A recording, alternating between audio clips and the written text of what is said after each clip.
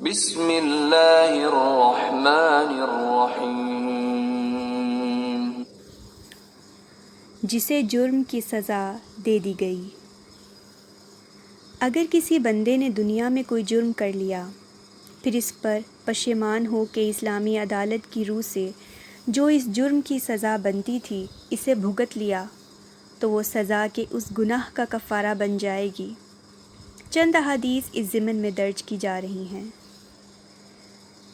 حضرت عبادہ بن صامت رضی اللہ عنہ سے روایت ہے، جو بدر کی لڑائی میں شریک ہوئے تھے اور لیلۃ العقبہ کے 12 نقیبوں میں سے بھی تھے، فرماتے ہیں کہ رسول اللہ صلی اللہ علیہ وسلم نے اس وقت جب آپ کے گرد صحابہ کی ایک جماعت بیٹھی ہوئی تھی، فرمایا کہ مجھ سے بیعت کرو اس بات پر کہ اللہ کے ساتھ کسی کو شریک نہیں کرو گے، چوری نہ کرو گے، زنا نہ کرو گے، اپنی اولاد کو قتل نہ کرو گے، اور نہ ہی عمدن کسی پر کوئی بہتان باندھو گے، اور کسی بھی اچھی بات میں اللہ کی نافرمانی نہ کرو گے۔ جو کوئی تم میں سے اس عہد کو پورا کرے گا تو اس کا ثواب اللہ کے ذمے، اور جو کوئی ان بری باتوں میں کسی کا بھی ارتکاب کرے، اسے دنیا میں اسلامی قانون کے مطابق سزا دی جائے تو یہ سزا اس کے گناہ کے لیے بدلہ ہو جائے گی، اور جو کوئی ان میں سے کسی بات میں مبتلا ہو گیا اور اللہ نے اس کے گناہ کو چھپا لیا تو پھر اس کا معاملہ اللہ کے حوالے، اگر چاہے معاف کرے، اگر چاہے سزا دے دے۔ عبادہ کہتے ہیں، پھر ہم سب نے ان سب باتوں پر آپ صلی اللہ علیہ وسلم سے بیعت کر لی۔ صحیح بخاری کتاب الایمان۔ صحیح مسلم کی ایک لمبی روایت میں ہے کہ حضرت بریدہ بیان کرتے ہیں، حضرت معاذ بن مالک اسلمی رضی اللہ عنہ بارگاہ رسالت میں حاضر ہوئے اور کہنے لگے، یا رسول اللہ صلی اللہ علیہ وسلم، میں نے ظلم کیا اپنی جان پر اور زنا کیا، میں چاہتا ہوں کہ آپ مجھے پاک کریں۔ آپ نے اس کو لوٹا دیا۔ دوسرا دن ہوا تو وہ پھر آئے اور کہنے لگے، یا رسول اللہ، میں نے زنا کیا۔ آپ نے اسے پھر واپس بھیج دیا۔ اس کے بعد ان کی قوم کے پاس کسی آدمی کو بھیجا اور دریافت کرایا کہ کیا اس کی عقل میں فطور ہے؟ انہوں نے کہا، ہم تو کوئی فطور نہیں جانتے، جہاں تک ہم سمجھتے ہیں اس کی عقل اچھی ہے۔ پھر تیسری بار حضرت معاذ آئے۔ آپ نے کسی شخص کو ان کی قوم کے پاس پھر بھیجا اور یہی دریافت کرایا۔ انہوں نے کہا، ان کو کوئی بیماری نہیں اور نہ ہی ان کی عقل میں فطور ہے۔ جب وہ چوتھی بار آئے اور انہوں نے یہی کہا کہ میں نے زنا کیا ہے، مجھے پاک کریں، تو آپ نے ایک گڑھا ان کے لیے کھدوایا، پھر حکم دیا اور وہ رجم کر دیے گئے۔ اس کے بعد ایک غامدیہ عورت آئی اور کہنے لگی، یا رسول اللہ، میں نے زنا کیا، مجھے پاک کریں۔ آپ نے اس کو بھی لوٹا دیا۔ جب دوسرا دن ہوا، اس نے کہا، یا رسول اللہ، آپ مجھے کیوں لوٹاتے ہیں؟ شاید آپ معاذ کی طرح ہی مجھے واپس بھیجنا چاہتے ہیں۔ اللہ کی قسم، میں تو حاملہ ہوں۔ اب زنا میں کیا شک؟ آپ نے فرمایا، اچھا، اگر تو نہیں لوٹتی اور توبہ کر کے پاک ہونا نہیں چاہتی بلکہ دنیا میں ہی سزا چاہتی ہے تو جا، بچہ جنم دینے کے بعد آنا۔ جب اس نے بچے کو جنم دیا تو ایک کپڑے میں لپیٹ کر اسے لائی۔ آپ نے فرمایا، اسی کو تو نے جنا ہے، جا اسے دودھ پلا، جب اس کا دودھ چھڑائے تو آنا۔ جب اس کا دودھ چھٹا تو وہ بچے کو لے کے آئی۔ اس کے ہاتھ میں روٹی کا ایک ٹکڑا تھا اور کہنے لگی، اے اللہ کے نبی صلی اللہ علیہ وسلم، میں نے اس کا دودھ چھڑا دیا ہے اور یہ کھانا کھانے لگا ہے۔ آپ نے وہ بچہ ایک مسلمان کو پرورش کے لیے دے دیا۔ پھر آپ نے حکم دیا تو اس عورت کے لیے سینے تک گڑھا کھود دیا گیا اور لوگوں کو اس کے سنگسار کرنے کا حکم دیا۔ خالد بن ولید رضی اللہ عنہ ایک پتھر لے کر آئے اور اس عورت کے سر پر مارا۔ خون اڑ کر خالد رضی اللہ عنہ کے منہ پر گرا تو انہوں نے اس عورت کے بارے میں برے کلمات کہے۔ رسول اللہ صلی اللہ علیہ وسلم نے سن لیے تو آپ نے فرمایا، خبردار خالد، اس ذات کی قسم جس کے ہاتھ میں میری جان ہے، اس نے ایسی توبہ کی ہے کہ اگر ناجائز محصول لینے والا یعنی انتہائی ظالم انسان بھی ایسی توبہ کرے تو اسے بخش دیا جائے۔ پھر آپ کے حکم سے اس پر نماز پڑھی گئی اور اسے دفن کر دیا گیا۔ صحیح مسلم کتاب الحدود۔ نبی اکرم صلی اللہ علیہ وسلم نے ایسی توبہ کرنے والے کی اس انداز سے تعریف کی کہ اس توبہ کو بے مثال بنا دیا۔ حضرت عمران رضی اللہ عنہ سے مروی ہے، اس روایت کو پڑھیے تو آپ کو اس کا اندازہ ہوگا۔ بیان کرتے ہیں، قبیلہ جوہینہ کی ایک عورت رسول اللہ صلی اللہ علیہ وسلم کے پاس آئی اور وہ زنا کی وجہ سے حاملہ تھی۔ اس نے کہا، اے اللہ کے نبی صلی اللہ علیہ وسلم، میں نے حد والا کام کیا، مجھے حد لگائیں۔ رسول اللہ صلی اللہ علیہ وسلم نے اس کے ولی کو بلایا اور فرمایا کہ اس کو اچھی طرح رکھو، جب یہ جنم دے تو اسے میرے پاس لے آنا۔ اس نے ایسا ہی کیا۔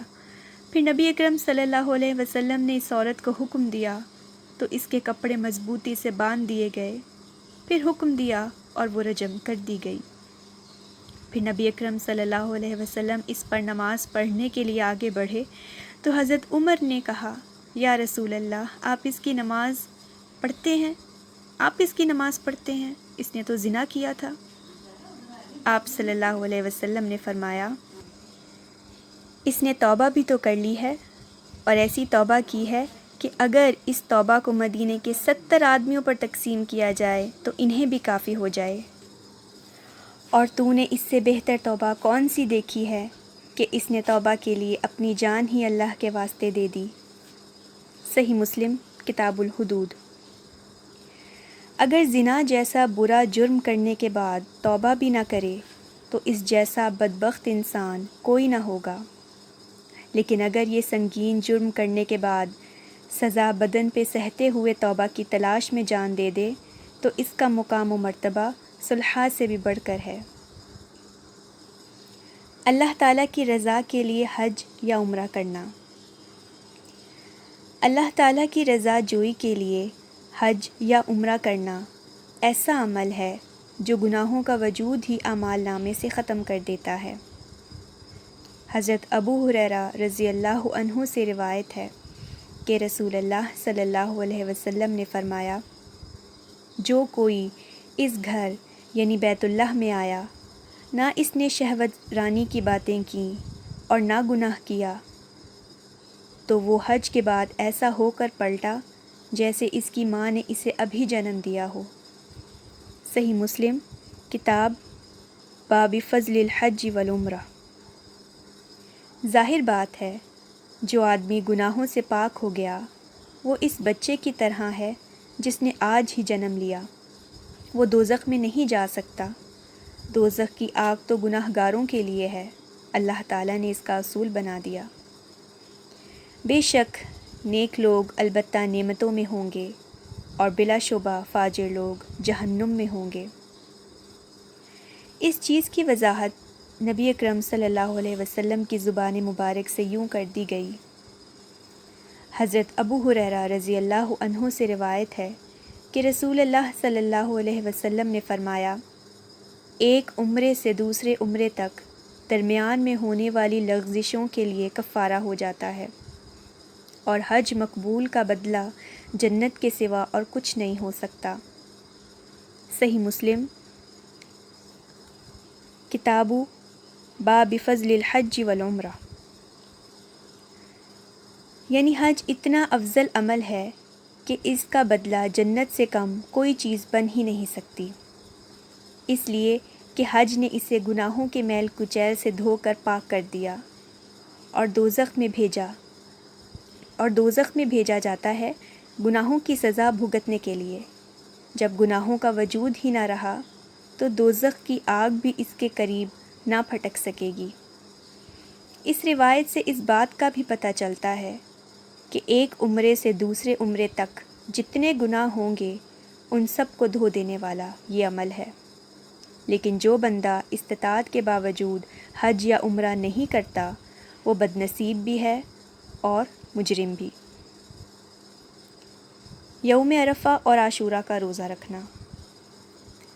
بعض اعمال ایسے ہیں جن میں محدود پیمانے پر گناہوں کی معافی کا ذکر ہے کہ ایسا عمل کر لوگے تو نامہ اعمال سے گناہوں کی اتنی مقدار ختم کر دی جائے گی، اور یہ اعمال بھی انتہائی آسان اور مختصر سی مخصوص مدت پہ مشتمل ہیں۔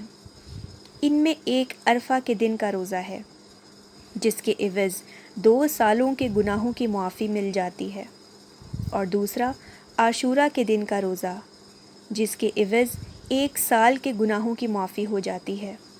دونوں کا ذکر مسلم کی اس روایت میں ہے۔ حضرت ابو قتادہ رضی اللہ عنہ نے بیان کیا کہ نبی اکرم صلی اللہ علیہ وسلم سے عرفہ کے دن کے روزے کے بارے میں پوچھا گیا تو آپ نے فرمایا 1 سال گزرے ہوئے اور 1 سال آنے والے کے گناہوں کا کفارہ ہو جاتا ہے۔ راوی نے کہا پھر عاشورہ یعنی 10 محرم کے روزے کا پوچھا تو فرمایا 1 سال گزرے ہوئے کے گناہوں کا کفارہ ہے۔ صحیح مسلم کتاب الصیام۔ عرفہ کا دن 9 ذی الحج ہے اور عاشورہ 10 محرم کو کہتے ہیں۔ عرفہ کے دن روزہ رکھنے سے 2 سالوں کے گناہوں کی معافی ملتی ہے، اس کے ساتھ ساتھ جہنم سے آزادی کا پروانہ بھی۔ حضرت عائشہ رضی اللہ عنہا سے مروی ہے کہ رسول اللہ صلی اللہ علیہ وسلم نے فرمایا عرفہ سے بڑھ کر کوئی دن ایسا نہیں جس میں اللہ تعالیٰ بندوں کو آگ سے اتنا آزاد کرتے ہوں جتنا عرفہ کے دن آزاد کرتے ہیں، اور اللہ تعالیٰ بندوں کے قریب ہوتے ہیں اور بندوں کا حال دیکھ کر فرشتوں پر فخر کرتے ہیں اور فرماتے ہیں کہ یہ کس ارادے سے جمع ہوئے ہیں۔ عمل اتنا چھوٹا ہے کہ صرف 1 دن کا روزہ اور اجر اتنا بڑا ہے کہ 2 سال کے گناہوں کی معافی، یہ برابر بدلہ ہرگز نہیں، بلکہ یہ تو اس رؤوف الرحیم کے جود و سخا کا بے مثل مظاہرہ ہے۔ اللہ ہمیں اس بے پایہ رحمت کو حاصل کرنے کی توفیق دے۔ نماز تہجد کے وقت اٹھ کر نماز پڑھنا۔ اللہ رب العزت سب سچوں سے بڑھ کر سچے ہیں، وہ اپنے وعدے کی خلاف ورزی ہرگز نہیں کرتے۔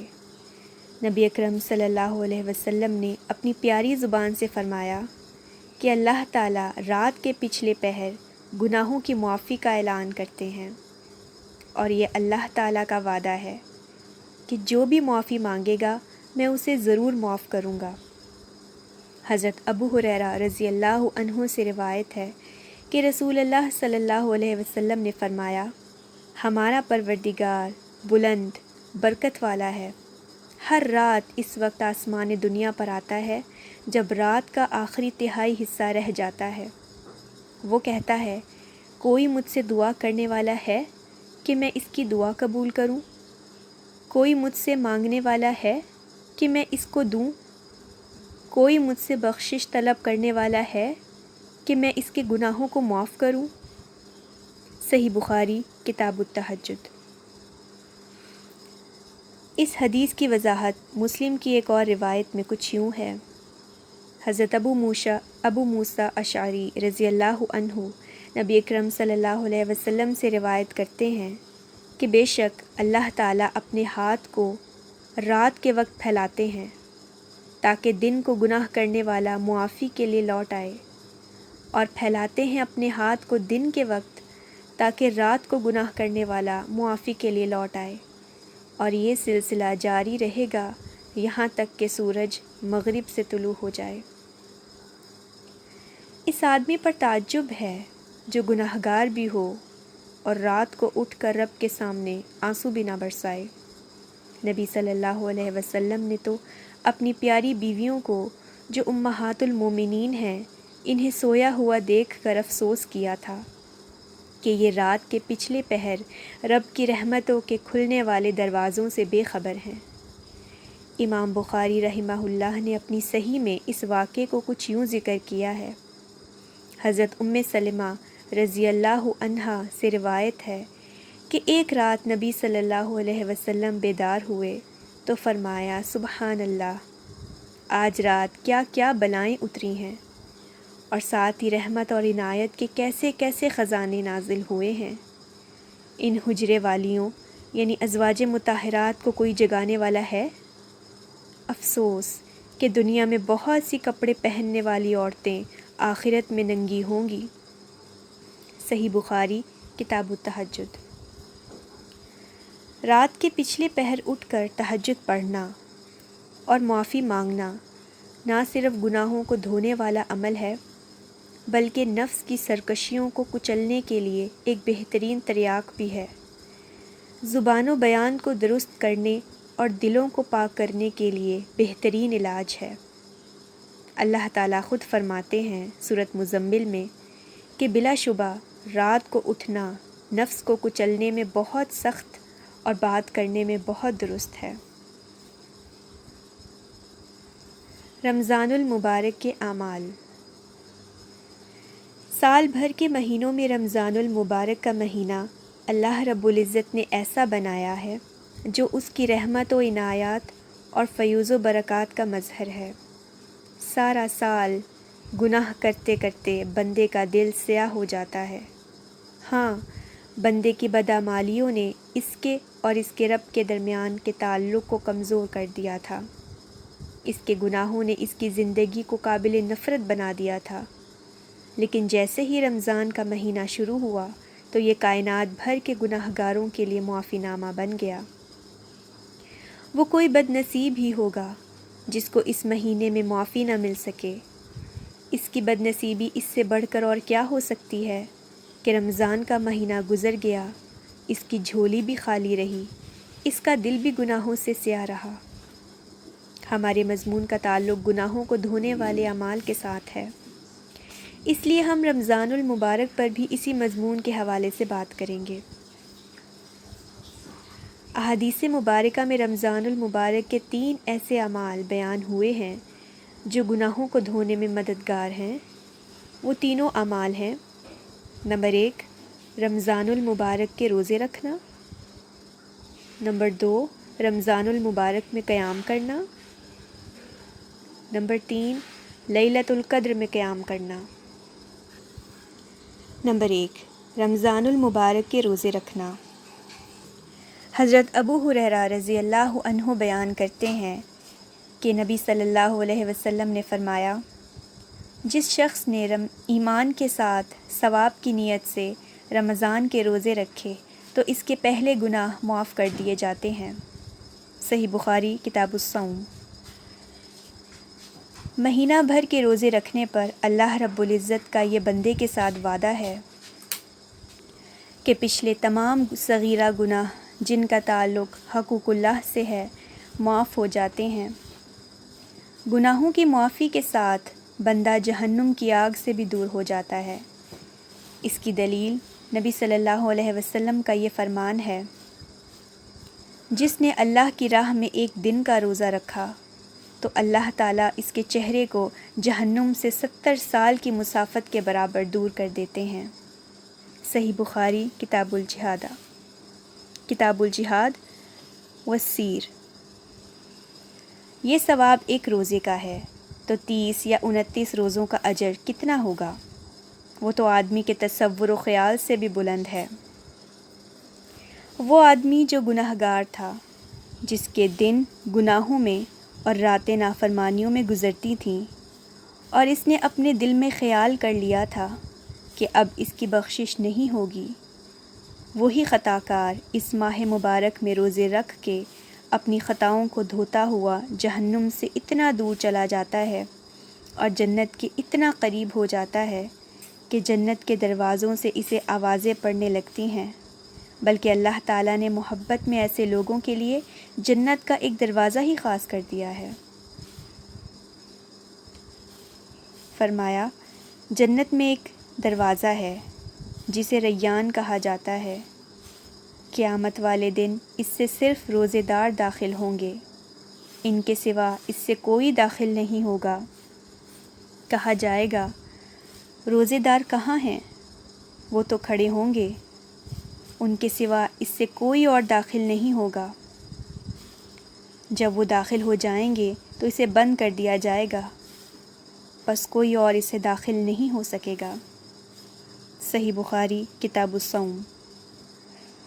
اس کا یہ مطلب کوئی ہرگز نہ سمجھے کہ جس نے روزہ رکھ لیا اور باقی ارکان کو چھوڑ دے، نماز پڑھنے، زکوٰۃ دینے اور حج کرنے کی اسے کوئی پرواہ نہیں، اسے باب الریان سے بلاوا تو آ ہی جائے گا، بلکہ مطلب اس بات کا یہ ہے کہ اسلام کے تمام ارکان پر عمل کرتا، لیکن نماز سے بہت ہی محبت ہے، فرضی نمازیں بھی پڑھتا ہے، نفلی نمازیں بھی ادا کرتا ہے، اس کا دل مسجد میں اٹکا رہتا ہے، تو قیامت والے دن یہی نماز کی محبت ہوگی کہ اسے باب الصلاح سے پکار کے کہا جائے گا، ارے مجھ سے محبت کرنے والے اس راستے سے گزر کر جنت میں داخل ہو جا۔ یہی حال روزے کا سمجھ لیں کہ اسلام کے باقی تمام ارکان پر عمل کرتا ہے، لیکن روزے سے اس قدر محبت ہے کہ رمضان کے فرضی روزوں کے علاوہ نفلی روزے بھی کثرت سے رکھتا ہے، کبھی مہینے کے 3 روزے رکھ رہا ہے اور کبھی سوموار اور جمعرات کے روزے رکھتا ہے۔ جب رمضان آتا ہے تو اس کے نیکی والے اعمال اور بھی بڑھ جاتے ہیں۔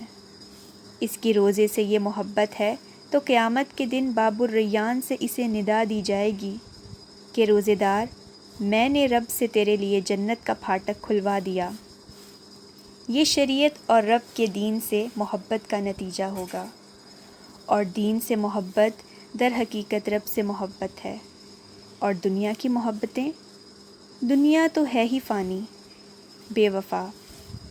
قیامت والے دن جب سہاروں کی ضرورت ہوگی، یہ سہارا فراہم نہ کرے گی، بلکہ حشر کے میدان میں اس کی بے وفائی عروج پر پہنچ جائے گی، اور دنیاوی رشتے یوں منہ موڑ لیں گے جیسے ان سے رشتہ ہی نہ تھا۔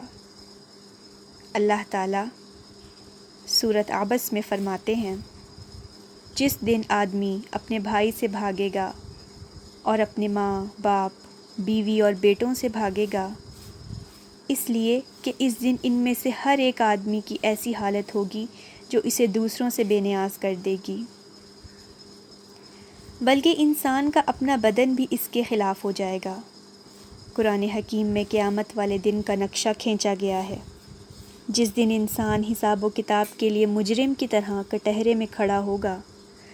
اس وقت یہ حالت ہوگی۔ سورۃ یاسین میں اس کا ذکر ہے، اس دن ہم ان کے منہوں پر مہر لگا دیں گے، اور ہم سے ان کے ہاتھ باتیں کریں گے، اور ان کے پاؤں گواہی دیں گے اس پر جو وہ کرتے رہے تھے۔ ہاں، انسان کا اپنا بدن بھی اس کا دشمن اور جاسوس نکلا۔ ایسے میں شریعت کی محبت ہی ہوگی جو کام آئے گی۔ جو روزے سے محبت رکھتا ہے، اس کے لیے دنیا میں بھی خوشیاں ہیں اور آخرت میں بھی راحتیں ہیں۔ دنیاوی رشتے منہ موڑتے ہیں تو انسان غم زدہ ہو جاتا ہے، روزے سے محبت اسے کبھی غم زدہ نہیں کرے گی، بلکہ نبی اکرم صلی اللہ علیہ وسلم نے فرمایا، روزے دار کے لیے 2 خوشیاں ہیں جن سے وہ خوش ہوتا ہے، ایک جب وہ روزہ کھولتا ہے تو خوش ہوتا ہے، اور دوسری خوشی جب وہ اپنے رب سے ملے گا تو اپنے روزے سے خوش ہوگا۔ صحیح بخاری کتاب الصوم۔ یوں سمجھیں کہ روزہ رکھنا ایک مشقت ہے جسے روزے دار سارا دن برداشت کرتا ہے، اور جب افطاری کا وقت ہوتا ہے تو مشقت کے اختتام کا اعلان کر دیا جاتا ہے، اور مشقت کو مٹانے والی چیزیں بھی عطا کر دی جاتی ہیں۔ اس وقت آدمی کے دل میں خوشی کی لہر دوڑ جاتی ہے۔ اسی طرح حشر کا میدان ایک بہت بڑی مصیبت اور مشقت کا نام ہے، مگر روزے دار کے لیے اچانک اس مشقت سے چھٹکارے کا اعلان کر دیا جائے گا۔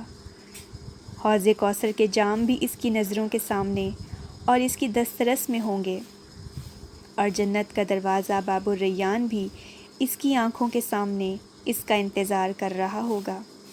یہ خوشی دنیا کی خوشی سے کہیں بڑھ کر ہوگی۔ روزے دار سے اللہ کی محبت کا انداز۔ شریعت کا کوئی اور عمل ایسا نہیں جس کے کرنے والے سے اللہ نے یوں والہانہ محبت کا اظہار کیا ہو۔ حضرت ابو ہریرہ رضی اللہ عنہ نبی صلی اللہ علیہ وسلم سے روایت کرتے ہیں، قسم ہے اس ذات کی جس کے ہاتھ میں محمد کی جان ہے، روزے دار کے منہ کی بو اللہ کے ہاں کستوری کی خوشبو سے بھی زیادہ پاکیزہ ہے۔ صحیح بخاری کتاب الصوم۔ اس حدیث نے فیصلہ کر دیا ہے کہ اللہ تعالیٰ کے ہاں عمل کی قدر ہے، اور یہ بھی کہ اللہ کی بندے سے محبت اور بندے کی بندے سے محبت میں بڑا فرق ہے۔ خالی معدہ ہونے کی وجہ سے بندے کے منہ سے جو بو نکلتی ہے، اسے دوسرا بندہ پسند نہیں کرتا، خواہ وہ کتنا ہی زیادہ اس سے محبت کرنے والا ہو، لیکن رب کی محبت ہے کہ اس بو کو کستوری سے بھی زیادہ پسندیدہ قرار دے دیا۔ پھر بندے اور اللہ کی محبت کے درمیان ہر وہ چیز جو حائل ہو سکتی ہے، اللہ نے اسے دور کر دیا، یہاں تک کہ وہ فرشتے جو اعمال کا ثواب لکھتے ہیں، انہیں بھی یہ کہہ کر روزے کا ثواب لکھنے سے روک دیا کہ روزہ میرے لیے ہے اور میں ہی اس کی جزا دوں گا۔ صحیح بخاری باب فضل الصوم۔ بندو، گناہ تم نے کیے تھے، خطائیں تم نے کی تھیں، مگر روزہ بھی تو میرے لیے رکھ رہے ہو، آج پھر میرے اور تمہارے درمیان کرامن کاتبین کا واسطہ بھی کیوں رہے۔